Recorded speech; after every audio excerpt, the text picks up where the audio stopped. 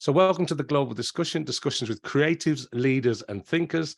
Today, I'm delighted to be joined by Heather Monahan. Heather is definitely would be considered creative, a leader, and a thinker. And it's great to have her here on the podcast. So let's begin, Heather, by asking you to introduce yourself to our worldwide audience. So over to you, Heather. So I'm Heather Monahan. I'm a former C-suite executive from the media industry. After 25 years and being named one of the most influential women in radio, I was fired, which is now 5 years ago, when the CEO I worked for 14 years became ill and he chose his daughter to replace him. She fired me immediately. And I took that opportunity to write and self-publish my first book, Confidence Creator, which trumped Donald Trump for #1 on the business biography list this first week it came out, which was really exciting. And then I Googled, how do you sell books? And it said speak. And I had been speaking for 25 years in corporate America. And so I started cold calling companies, and eventually a company offered me a speaker fee. So I Googled speaker fees, and I found out that Gary Vaynerchuk was making $350,000 for a 60-minute keynote. And this is back in 2018. And so I really shifted gears into the speaking business, and I delivered my first TEDx talk, which was promoted to TED, translated into 6 languages. I was named top 40 female Keynote Speaker of the Year in 2020. And then in 2022, I was named top 50 Keynote Speaker in the world. So it's been a great run. And then at the end of 2021, I had the opportunity to sign with Harper Collins Leadership and write a new book, Overcome Your Villains, a 3-step process to overcoming any adversity in work and beyond. And I guess I also left out, I'm a mom, a single mom of a 15-year-old boy. I launched a podcast in 2019, Creating Confidence with Heather Monahan, which is top 20 on the business podcast on the Apple rankings. Actually, this week, it's doing really, really well. And I'm also a board member of Healthlynked Corporation. Wow. That's a lot. And can I just go back to something you said then? And I know you've been through this story a number of times on various shows, but just for our audience here, that from being fired, was that as crushing as it sounds? Were you expecting that? Were you expecting your C-suite career to just continue at that point, and it came as a completely left field? Or was it like, well, okay, on to the next thing? What was that impact like initially? No, I had never, I'm 48. And when I was growing up, there wasn't this idea of entrepreneurial world. That wasn't something people did, or no one spoke about it.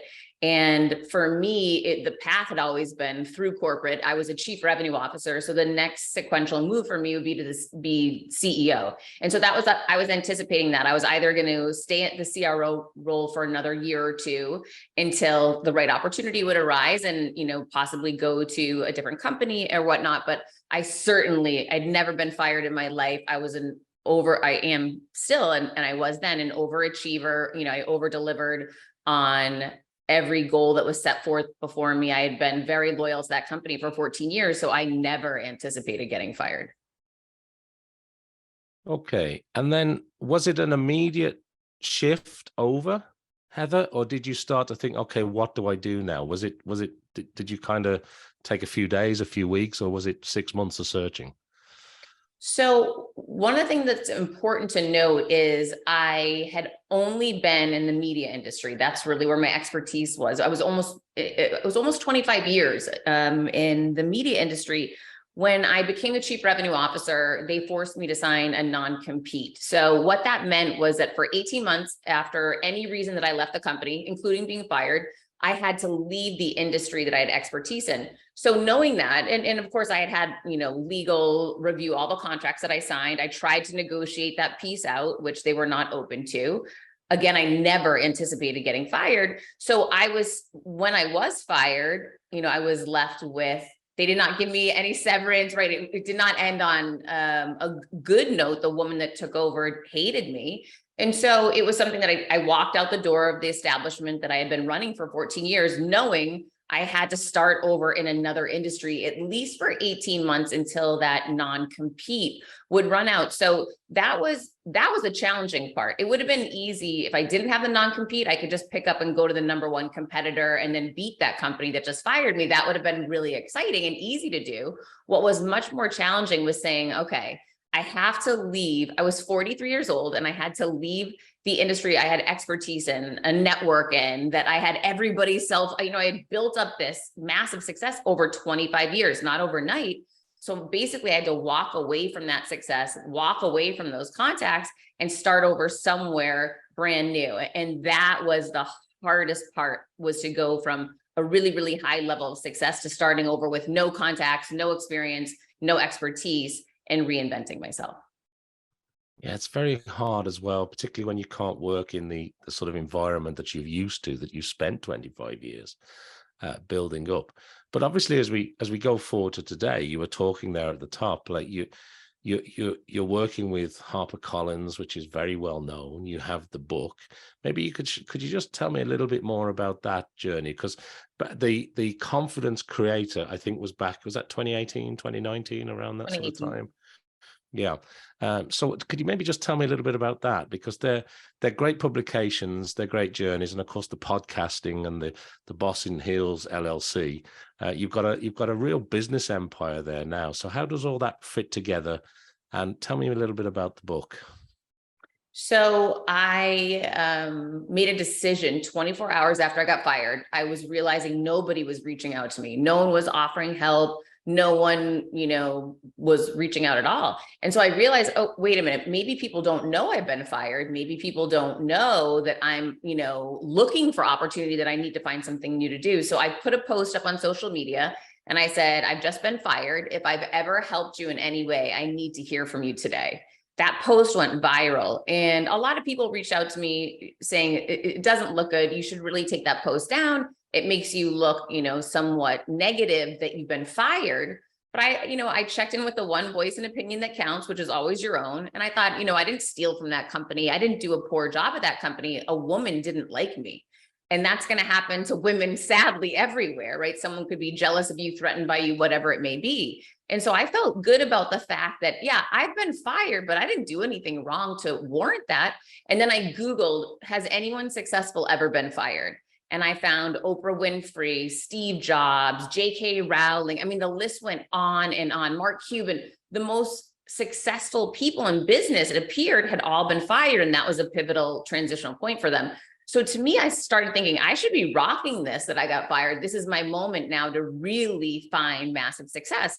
And so I reframed that moment. Some people didn't agree with me, which is, that's fine. People aren't always going to agree, but it turns out I made the right move for me. That post landed me on the Elvis Duran show, which, for your listeners who are not in the US, it's one of the largest morning shows in the country, in the US on radio. He's got over 10 million listeners each day. And so I walked out on his show. Halfway through that interview, he said, well, Heather, obviously you're writing a book. And I wasn't writing a book. I had just been fired. I didn't know what I was going to do, but the idea to write a book had never crossed my mind. But he had such a conviction and such a confidence in me that I accepted his belief. And I jumped on the plane on the way home and I Googled, how do you write a book? And it basically said you have to be disciplined and just write every day. And I thought, okay, I've just been fired. I've got some time to do this. I'm going to go all in. And so I just started writing every single day. And once I got to a certain point, I thought, I need someone who's further ahead than me. So I invested in myself. I hired an editor. And then that book, Confidence Creator, was done in a couple of months' time. It was 5 months from the day I started writing until we self-published. We moved really quickly and, figured out how to self-publish the book. And that book did incredibly well. That book, my first book's actually done better than my second book with Harper Collins Leadership. And I had a very small audience at the time, but there was a lot of virality around the title Confidence Creator, which is why in turn I launched my podcast, Creating Confidence, and a lot of attention and focus that people really wanted to work on their confidence. Now, that first book gave me the credibility in order to go out, seek an agent. And then once I found an agent, pitch a number of different publishing houses on the concept for my second book and land with Harper Collins Leadership for my new book, Overcome Your Villains. That's a wonderful story. And it was almost the radio discussion that there was like a penny drop moment. Of course, I should have a book. And then it is incredible. And I've seen a video post that you put out not too long ago where you were saying, look, I wasn't an author before, I'd never published a book before.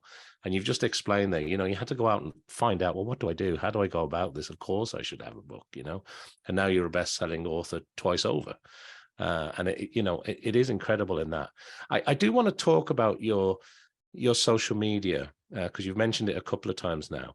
I think your posts are exquisite. I think the simplicity of them, the design of them, you must put a lot of time, or maybe I'm wrong, but to me, it looks like you've really thought about that. There's a very clear strategy there. Could you maybe share a bit of your insight there? Because if anybody is not following you or isn't seeing the imagery, the videos, and the written content that you're putting out, it's very you. It's I would look at it and go, that's a post from Heather. Like, I'd know it. It has a particular style about it and a certain elegance about it, and it also educates. So could you talk to that a little bit, because I know there must be a lot of strategy and thought going into that.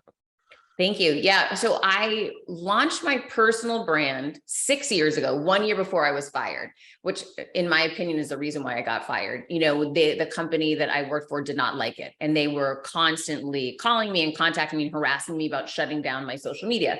However, I had taken a very thoughtful approach, to your point. I had worked very hard. I had spent a lot of money, right? You want to invest in yourself. If you're going to lean in, you don't have to, but to me, if I was going to do something, I wanted to do it the right way. So I'd spent quite a bit of money in research and in photography and brand imaging, right? In launching of my website and creating content and writing blog posts and really researching what was, resonating with people. So this has been a 6-year process, not something again that happened overnight.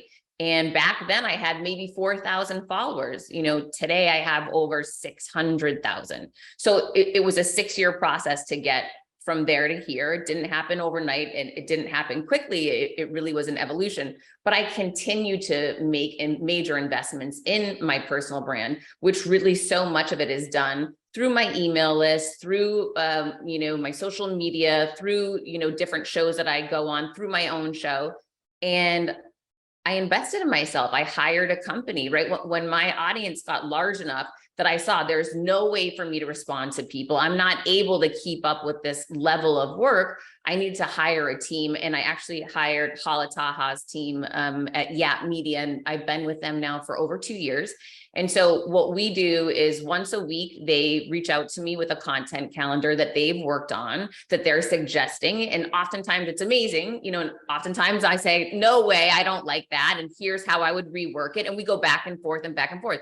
They're experts in social media. I am not an expert in social media. I'm an expert in sales and sales leadership, and now moving into, confidence creation and some other things, but I would never say that I'm an expert in social media. What I do is I research and spend time in data, because data doesn't lie, right? And I'm always looking at what my audience wants, what's resonating and engaging with them, what's working, what's not working, and looking at trends. But it definitely is not my expertise. So, it's very collaborative, me and my team. We go back and forth every week on, what are those posts going to look like? What are the themes that we really want to tap into? What is trending currently? What's working? What's not working? Because on these different platforms, things are constantly changing and evolving. And it's a tremendous amount of work. Yeah. And I really appreciate what you've said there, because quite often people look at it and it looks it's a finished product. It looks great. Whereas you're talking about the 6-year journey. And that was my next question, actually. But it looks effortless from this side of the camera, but from your side, it's a lot of hard work, isn't it? And you had to reach a certain point before you could bring in that extra team that helps you scale to the next level. So is it leveling up? Is that the way you look at it, and that continues today? Well, it's interesting because of the way I came up, right? I started out as an account executive in radio when I was 20 years old. And back then I had no staff, no team, nothing. Then I got promoted to sales leader and I had an assistant. Then I became VP of sales and I had a team of people working for me. And then I became an executive vice president. Then I became a chief revenue officer, and I had multiple assistants, multiple teams, thousands of people on my team. So the point at which when I got fired, I had massive support. I mean, it was incredible. And one of the things I want people to know, which I feel like it is a common misconception, is people will say, oh, I can't get to that level. It's too much pressure. It's so much easier when you have thousands of people working for you, resources in a team, because I could have the greatest idea and I know exactly who to call. And I say, here's the idea, guys. I want you to run with it. Check back with me when you've done the work. Let me see the proofs. Let me come in. I'll swoop in, make sure you're on point with what we're designing to do. And I'm going to go move on to my next task. Cut to, I get fired. There was me. So suddenly I have a technology problem. I got to figure that out. Suddenly I have a great concept and idea. I've got to run with it. Suddenly I've got, a concept for a book proposal. I need to edit it. Suddenly I have, someone that has to book a flight. I've got to book the flight. So I went from having massive support and massive resources, which is much, much easier. Again, for everyone listening, it's much easier to be at a very high level in a large company than it is to be a solopreneur. It's much more challenging because there's never enough hours in a day because you're wearing all the hats. You're still, carpooling, making dinner, cleaning the house and doing the laundry and everything else. It's really overwhelming. So for people to know, my life was much easier when I was in corporate America. However, I also remember I was 20 when I started. I got fired 23 years later. There was a journey to get to that level of success and resources and support. So I look at my journey now, I'm 5 years in, and right now is easier than day one, right? I had no clarity, didn't know what I was doing, made tremendous amount of fails and partnerships and concepts and trying and testing and hiring different companies, firing different companies. And then to your point about leveling up, the first 2 years was really just me. And then I hired my editor, right? So I started investing and bringing people on. I hired a VA. I tested a couple of social media companies. They didn't work out. That was a fail, money lost. Okay, back to the drawing board, right? But now I'm at a place 5 years in where I've got an incredible company doing my social media who I trust and have a great relationship. We've been working together for 2 years. We're going to continue to grow and go to that next level. My podcast has been around for 3 years. My producer is amazing. We've been working together for 3 years. Actually, we're going into our fourth year now.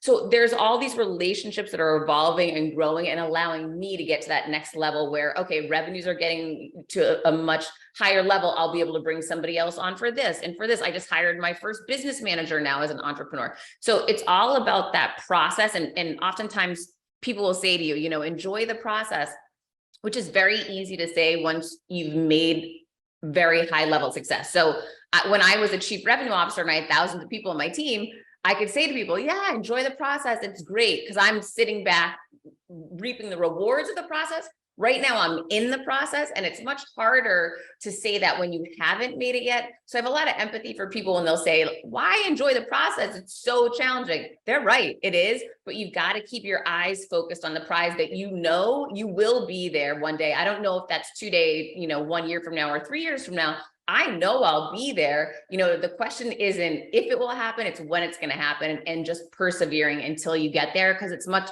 more enjoyable when you have the massive team, you have all the resources and support. Listen, I love that. That's fantastic. Thanks so much for sharing that. Some great insights there for people listening.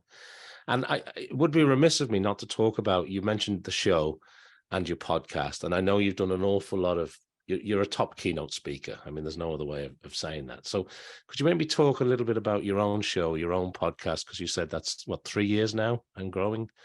Yeah, I launched that show in 2019, never having hosted a podcast before. So again, I started over as a rookie. I was a beginner, not knowing what I was doing.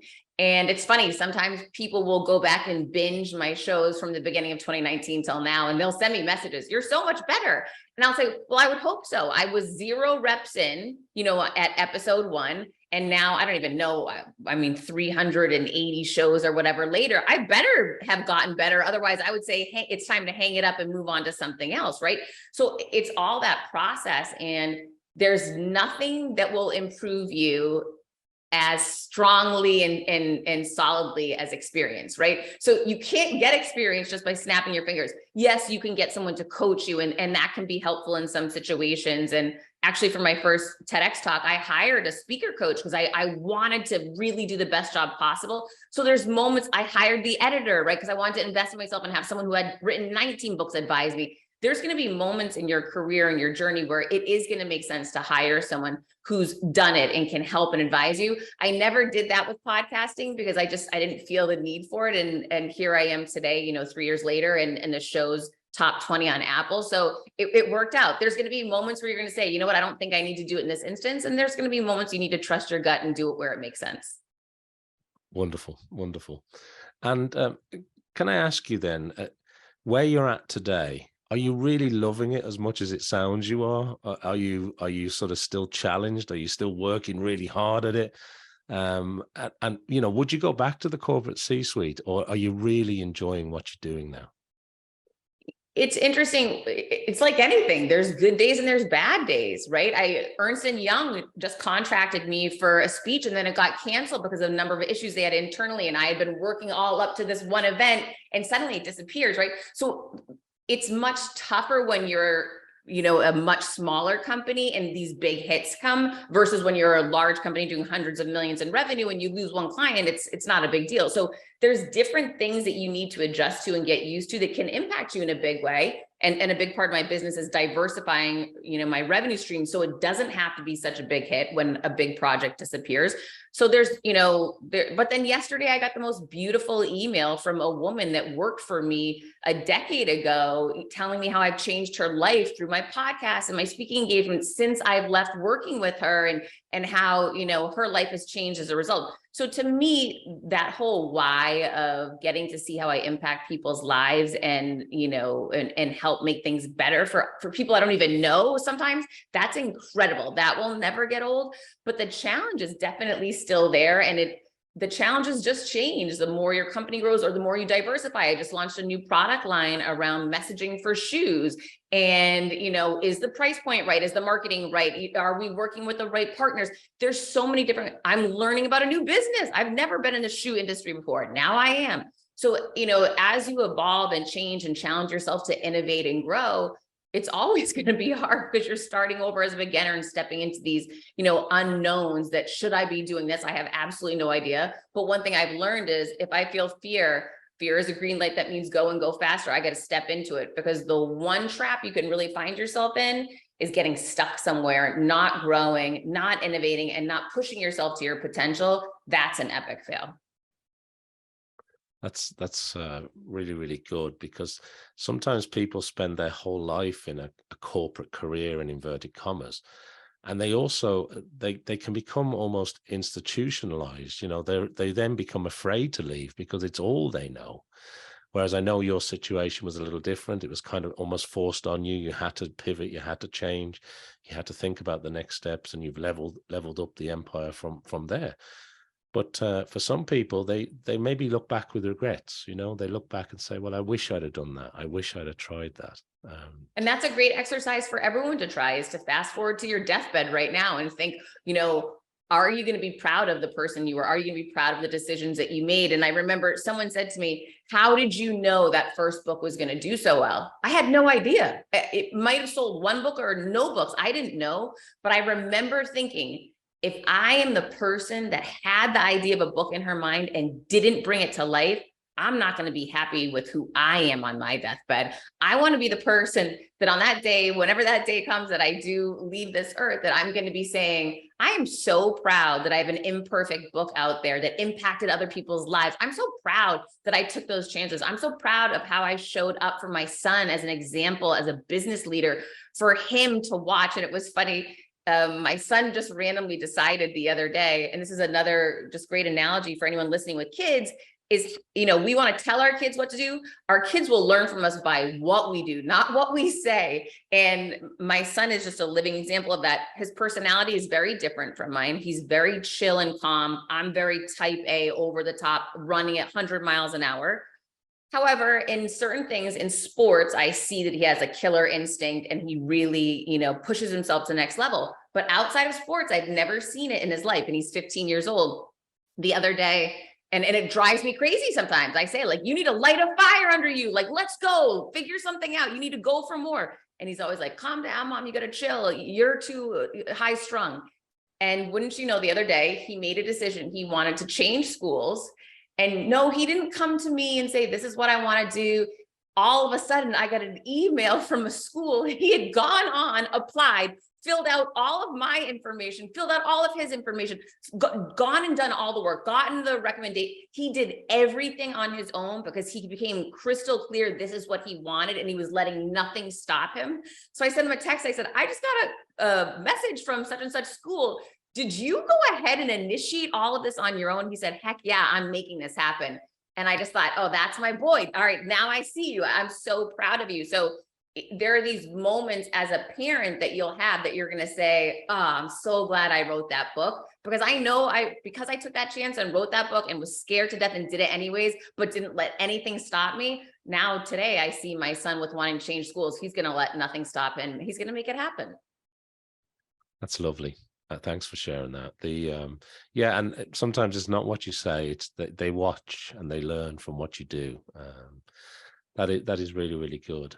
You've said a couple of things, two things that are resonating with me a lot, Heather, is you've mentioned a few times now that you've researched or you found somebody who can help you at a certain position. And you seem to do that sort of, naturally, seems to come to you naturally. But then you've also touched on the second part, which is really resonating with me, which is you also seem to take a lot of value from what you learn while you're in motion, while you're moving through something, while you're building something. And often when I'm talking to people, they're normally one or the other. They research it to the nth degree, and then they just move. Whereas you seem to be doing the research and getting going and just going for it and learning as you're going. You seem to be doing both of those things at once, which must be really helpful. Well, speed to market's critical. And so I have a tremendous amount of business experience from when I was in corporate America. So I know firsthand from countless examples I have in business that not moving quickly and making decisions quickly was an epic fail for myself, for the company, for the industry that I was in. However, I've seen bull in China shops, people come in and just tried from speed to market, which sometimes does work. And again, I'll rather err on that side. I would always rather be the person that broke something and it didn't go correctly than be the person that was paralyzed by data. But I find that if there is a way that I can at least grab some information to set me up with some knowledge base first, and then move as quickly as possible with that, and trusting my gut. Again, sometimes, as you mentioned, investing in hiring a consultant or, someone who's years and years ahead of me in whatever concept or arena that is, those are all different ways to help you move faster. But speed to market is so important, because I guarantee you this, you might have a brilliant idea. And this has happened to me countless times in business, only to find out I didn't move quickly enough. Someone beat me to the punch, launched the product at market, and then it was just too late, or patented the idea, or launched the book with the whole concept I was thinking of. And now I'll look like I'm knocking off their stuff. So, do what you can, do your homework, research, put the work in, do the legwork, but equally as important, and essentially simultaneously, if you can, start taking action to move this ball forward. Execution is everything. And if you're not moving that ball forward, you're never going to execute. 100%. I couldn't agree more. I want to ask you a couple of other questions just to change it up a little bit. We've mentioned the books that you've wrote. You're a best-selling author in your own right. But when you read, whether it's for personal pleasure or for business, what type of things do you read? What's the genre? What type of things do you find you're taking in? Do you listen to audiobooks? Are you a visual reader? Do you like holding the book in your hand? Do you search the web for information? How do you take on board information, and what do you read, Heather? What's funny is when I was back in corporate America, I ran side by side with the president of our company, who was basically my boss, but also almost like family. We had worked together so long, and we were very, very close. I would occasionally run into him in airports because we both traveled every single week for work. And whenever I would see him, I'd run up and say, "What are you reading?" And he's much older than I was. And he'd always have some weird book. I have no idea what it was about. And he'd say, "This is my way to relax, Heather. I read these things that you don't think are interesting," but maybe he's reading about fishing. I don't know, like just weird things. And so I would always say, "Look what I'm reading. Good to Great, Jim Collins. Look what I'm reading. John Maxwell. Look what I'm reading." I was always Jack Welch. I was constantly immersed, and this is from my early 20s until now. I'm always, how can I get better? I want to learn more around business case studies. I want to learn more around real life experiences in the business world. I want to learn whether it be leadership hacks or innovation or technology. I always want to learn about business and I enjoy it tremendously. However, some of the things that have changed for me back then, audiobooks weren't a big deal back then when I was younger. It was very much, I had a hardcover book. So I still have all those hardcover books. However, now that I have a podcast, now that I record my audiobooks, and a great example of this, David Goggins did a book, You Can't Hurt Me, a couple years ago. He didn't narrate it. He had somebody else that he hired narrate it, and then he comes in after them and gives behind the scenes. I love that. So now all my books I do that way. I think it's so cool to give people like that additional added value. So now I'm obsessed with audiobooks.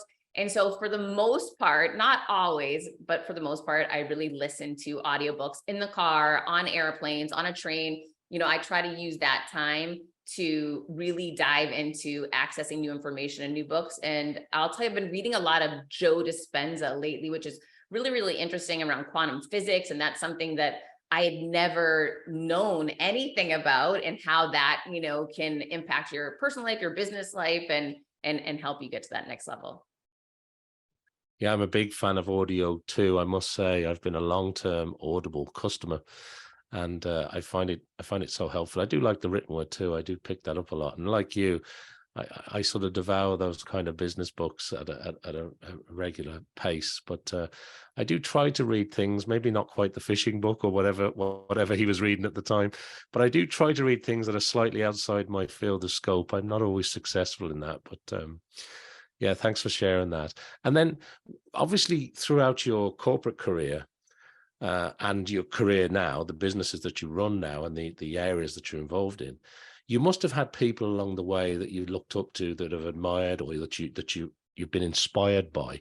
When I ask you that question, are there people that immediately spring to mind for you?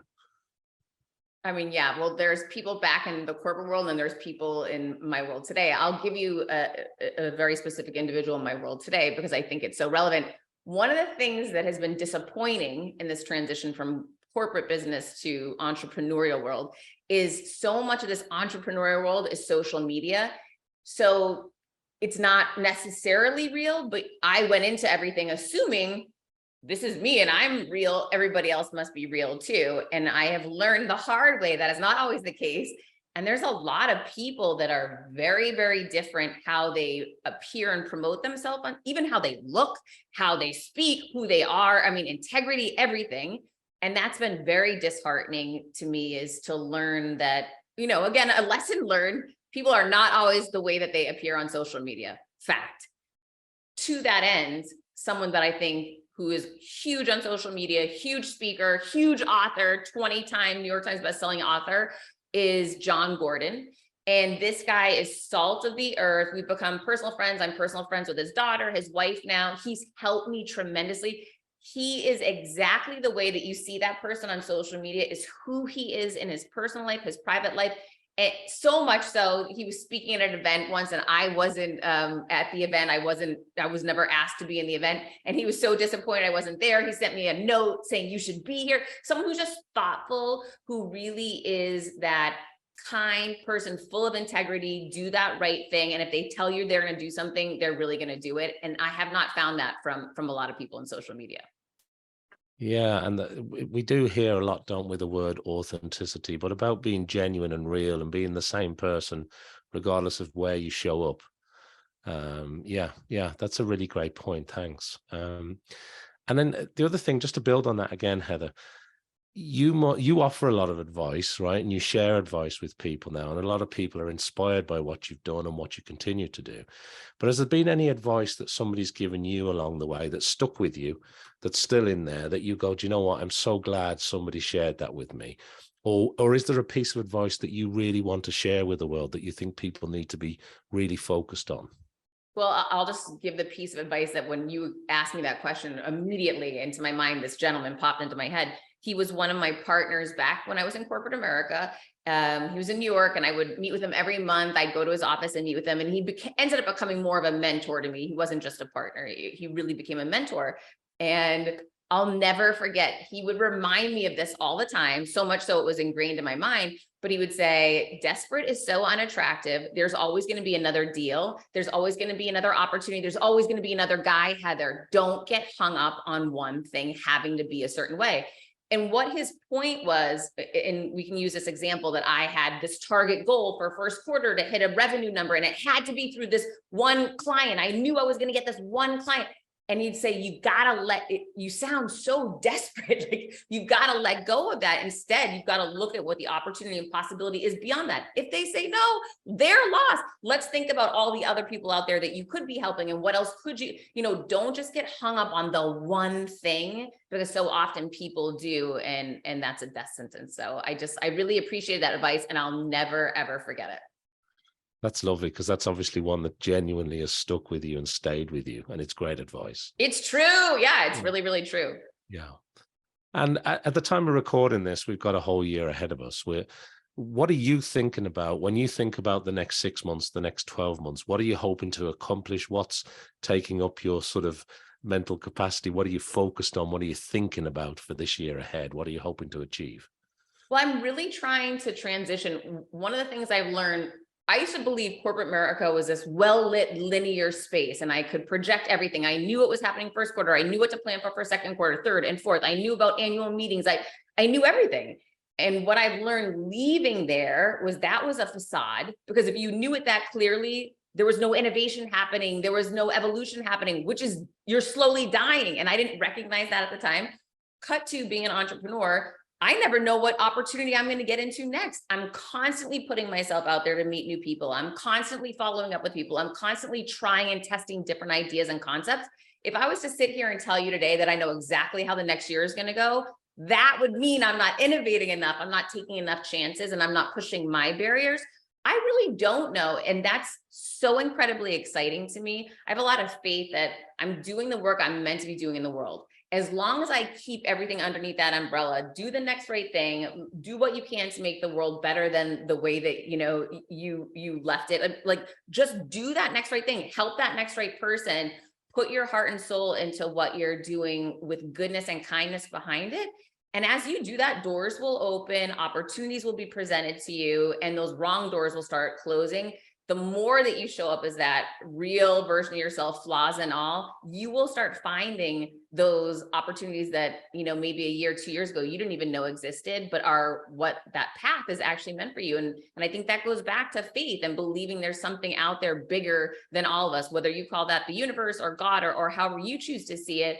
I'm choosing to turn a lot of my control over in that regard. And it's been paying off in huge ways. It sure has. And I think the agility and the innovation that you refer to there as sort of the two things that are driving you through the year. And it's a great answer, because there's not many people say, well, look, I could be doing something complete. This could be something new in 3 months. I'm open to that change. I'm open to trying new things. And through that, you get an awful lot of growth and scale. So I think that's a wonderful answer.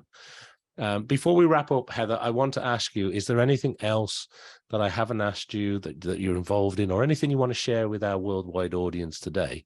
And my second part to that is, if people want to find out more about Overcome Your Villains, or the podcast that you do, or book you for a public speaking, or find out about the information that you're sharing with the world, where are you sending people to these days? Well, I'm at Heather Monahan on all social media, and oh my gosh, I post a lot. So if you're looking for content, head over to LinkedIn, Instagram, Facebook, Twitter, wherever you want to go. I'm going to be there at Heather Monahan. My website is heathermonahan.com. You can see all my reviews of my work. My books are Confidence Creator. If you're looking for a roadmap on how to build confidence, get that Audible book. It will change your life. And if you're looking at overcome challenging situations right now, get Overcome Your Villains. It's got the 3-step process to help you do that. And if you're looking for 2 new episodes a week to keep you motivated, learning tips and tricks from the best out there, check out my podcast, Creating Confidence with Heather Monahan. Look, that's a lovely place to end our discussion today. It's been an absolute pleasure to have Heather Monahan as a guest here on the Global Discussion. So thank you to Heather. Thank you to everybody who's watching or listening to this episode. Be sure to follow, like, subscribe, do all the usual things you do with a podcast. We sure would appreciate it. And it'd be great if we could see you back here for more discussions with creatives, leaders, and thinkers. Thank you, Heather. It's been a real pleasure to catch up with you again today. Thanks so much for having me.